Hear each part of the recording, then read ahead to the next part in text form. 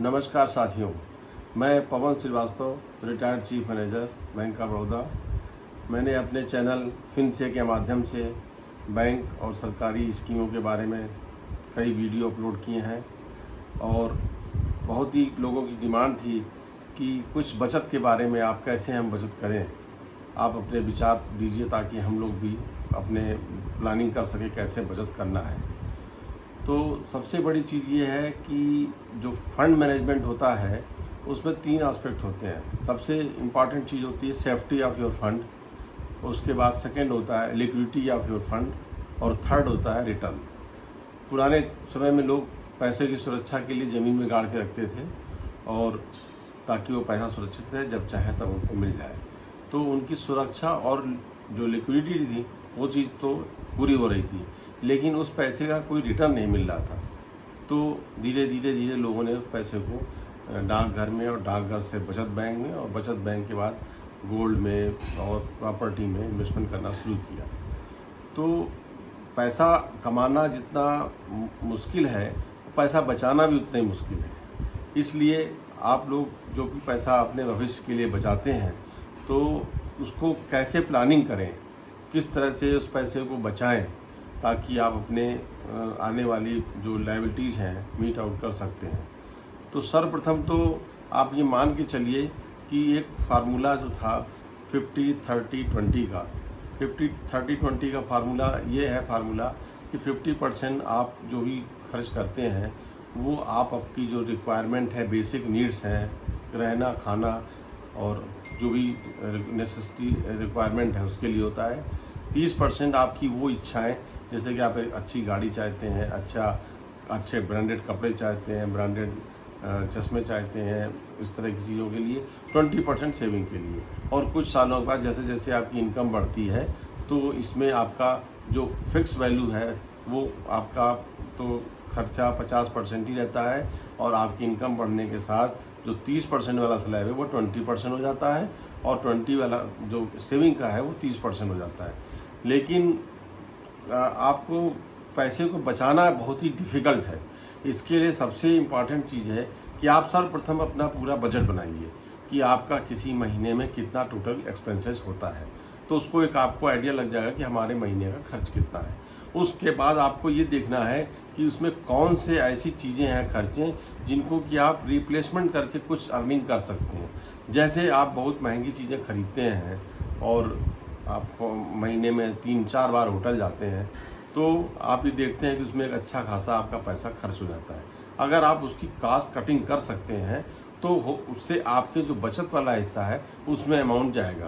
क्योंकि बाहर खाना किसको नहीं अच्छा लगता, अच्छे कपड़ा पहनना किसको नहीं अच्छा लगता। सपोज़ मान लीजिए कि आप एक गाड़ी मोटरसाइकिल खरीदते हैं या आप कोई खाने की चीज़ खरीदते हैं और वो महंगी है, उसको आप थोड़ी, देखिए क्वालिटी के संग कोई समझौता नहीं, लेकिन अगर उसी क्वालिटी की चीज़ कुछ कम दाम में मिल रही है उसके लिए आपको थोड़ा बहुत मार्केट का वो करना पड़ेगा, तो आप उस चीज़ को पा सकते हैं। उसी तरह से आपको मोटरसाइकिल ख़रीदना है, मान लीजिए कि मोटरसाइकिल या आपकी बाइक जो है 2 लाख की मिलती, 3 लाख की मिलती, जितनी महंगी मिलेगी उसी हिसाब से आपकी ईएमआई मंथली एक्सपेंसेस होंगे, उसी हिसाब से पेट्रोल का एक्सपेंसेस होगा।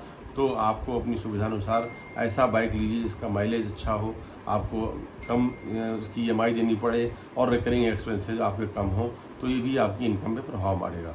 हम ये नहीं कह रहे हैं कि आप इतना अपने खर्चे पे अंकुश लगाइए कि आपको दिक्कत हो, क्योंकि कुछ लोगों ने कहा है कि बुजुर्गों ने कहा है कि कुली की तरह कमाइए और राजा की तरह खर्च कीजिए। लेकिन अगर कुली की तरह कमाएंगे और कुली की तरह ही खर्च भी करेंगे तो वो फिर फ़ायदा नहीं होगा।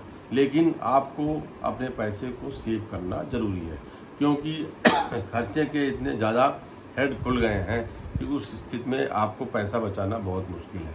तो आप उसी अपने बजट में से जो भी आइटम ऐसे हैं जिनको कि आप कंट्रोल कर सकते हैं, थोड़े कम दाम में कर सकते हैं, वो कीजिए।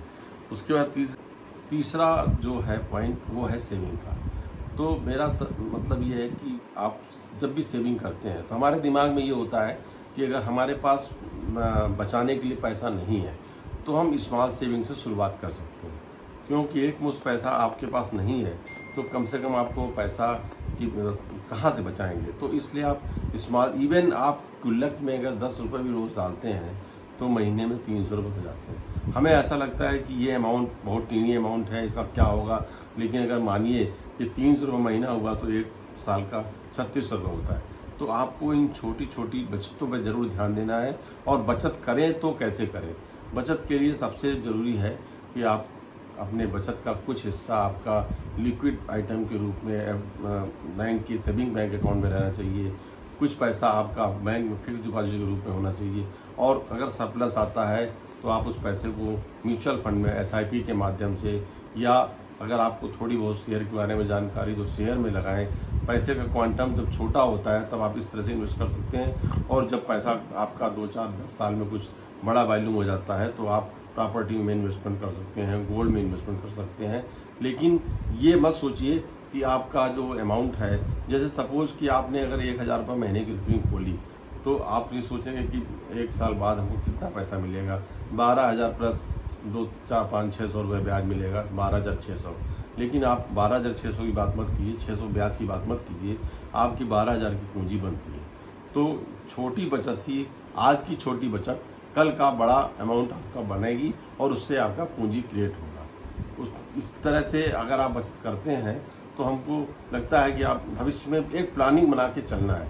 तो मैंने सबसे पहले आपको बजट के बाद आपको जो है, जो भी आप कास्ट कटिंग कर सकते हैं वो, या रिप्लेसमेंट ऑफ योर एक्सपेंसेस।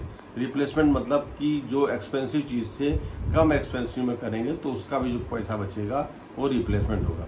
कुछ अनावश्यक खर्चे, उन खर्चों से बचा जा सकता है कि आप उन खर्चों को नहीं करें तो उसका भी पैसा आपको बचता है।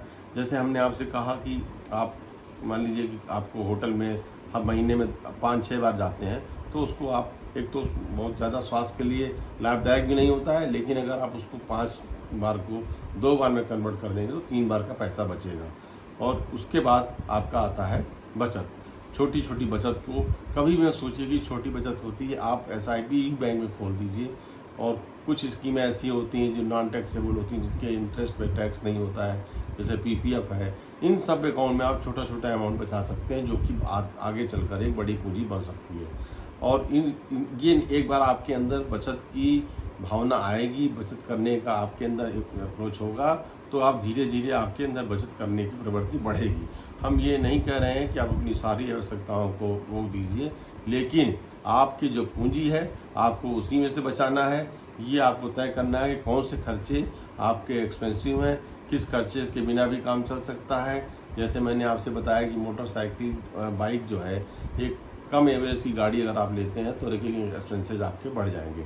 और ज़्यादा एवरेज की लेते हैं, कास्ट पे मत जाइए, कास्ट का तो एक इफेक्ट होगा ही आपकी EMI पे, लेकिन उसके जो EMI का जो पोर्शन है वो, प्लस उसके रिकरिंग एक्सपेंसेस, उसके मेंटेनेंस के एक्सपेंसेस, ये सब भी आपके उस पर इफेक्ट करता है। और मेरे ख्याल से मैं काफ़ी कुछ आपको मैंने बताया कि आप अपने बैंक के खातों में पैसे को इस तरह से बचा करके एक अच्छी रकम इकट्ठा कर सकते हैं, तभी आप एक बड़ा इन्वेस्टमेंट प्रॉपर्टी में और किसी जगह निवेश करके उसका एक अच्छा रिटर्न पा सकते हैं। आशा ही नहीं, हमको विश्वास है कि आपको ये वीडियो पसंद आया होगा। और अगर आपको कोई किसी तरह का कोई इसमें आपको पूछना है, इन्वेस्टमेंट किस तरह करना है, क्या करना है, तो मेरा वो ईमेल ID है pks1961 उस पर आप मेल कर सकते हैं। हम आपको इन्वेस्टमेंट के किन क्षेत्रों में इन्वेस्टमेंट करना है, कहाँ आपको इन्वेस्टमेंट करना चाहिए, आप अपना क्या, आपका इनकम का स्रोत क्या है, उसको ज़रूरी देखना है, क्योंकि इनकम के स्रोत के हिसाब से ही आप अपने खर्चे को, अपनी बचत कर सकते हैं और खर्चे को मेंटेन कर सकते हैं। इनकम बढ़ाना भी आपके हाथ में है, लेकिन सबसे ज़रूरी चीज़ है बचत करना चाहिए। चाहे वो छोटी बचत, गुल्लक का भी मैंने उदाहरण दिया है, उसकी बचत भी एक बड़ी बचत आगे चल कर के हो सकती है। धन्यवाद।